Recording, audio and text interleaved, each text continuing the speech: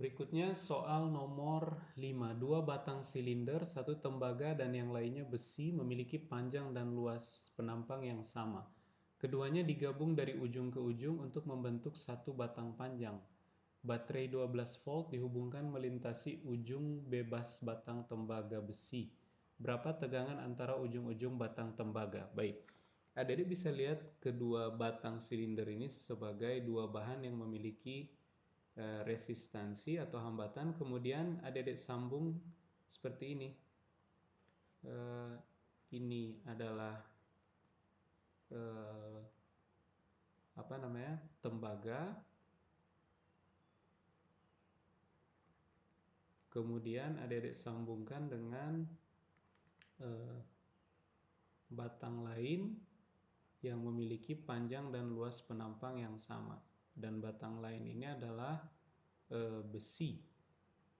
Kemudian kedua ujung ini dihubungkan ke baterai. Nah, baterai ini punya GGL-C dan nilai GGL-nya adalah 12 volt.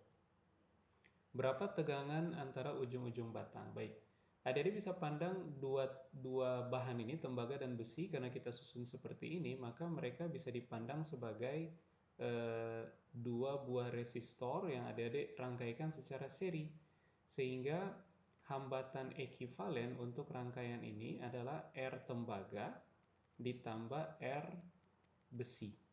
Nah, masing-masing R tembaga dan R besi adik-adik bisa hitung dari resistivitas tembaga dikali panjangnya misalkan L, dibagi luas penampang A, ditambah resistivitasnya besi, kemudian dikali panjangnya, dan panjangnya sama dengan panjang tembaga, dibagi luas penampang besi, dan luas penampang ini sama juga dengan luas penampang tembaga, sehingga adik-adik bisa dapat R ekivalen itu kalau begitu sama dengan resistivitas tembaga ditambah resistivitas besi dikali L per A. Nah, dari sini adik-adik bisa hitung kalau begitu arus yang mengalir itu adalah tegangan di hambatan ekivalen ini dibagi dengan R ekivalen. Nah, berikutnya dari sini kemudian adik-adik bisa peroleh kalau begitu tegangan di kita lihat yang ditanyakan adalah tegangan antara ujung-ujung batang tembaga. Nah, maka V di kedua ujung dari tembaga itu sama dengan, adik-adik lihat, karena tembaga dan besi dirangkaikan secara seri, maka arusnya sama. Dan arus tersebut itu adalah arus total yang mengalir di rangkaian ini. Nah, kalau adik-adik ingat, karena rangkaian ini seri, maka jumlah muatan yang ditransport per satuan waktu di satu bagian rangkaian itu akan sama dengan di bagian rangkaian lain. Itu bahasa lain dari hukum kekekalan muatan. Nah, sehingga adik-adik bisa tulis kalau begitu tegangan di tembaga saja itu adalah arus yang mengalir di tembaga, dan dia sama dengan arus yang mengalir di rangkaian karena rangkaiannya seri, jadi arusnya sama di mana-mana, dikali dengan hambatan di tembaga saja. Nah, ini sama dengan V dibagi R ekivalen dikali R dari tembaga.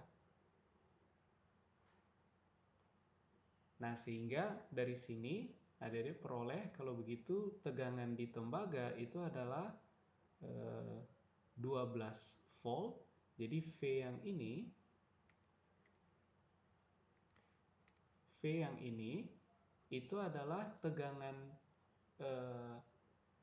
total yang diberikan pada hasil gabungan hambatan antara tembaga dan besi. Jadi V ini dan yang ini itu tidak lain adalah tegangan dari baterai C. Sehingga adik-adik bisa isi V ini sebagai 12 volt. Kemudian dibagi dengan R ekivalen. R ekivalen adalah rho tembaga ditambah rho besi dikali L per A, kemudian dikali lagi dengan R dari tembaga. Maka adik-adik peroleh tegangan di tembaga saja. Nah, nilai rho dari CU dan rho dari FE itu bisa kita peroleh dari literatur. Jadi adik-adik bisa peroleh dengan mengeksplorasi literatur di internet atau di buku-buku acuan.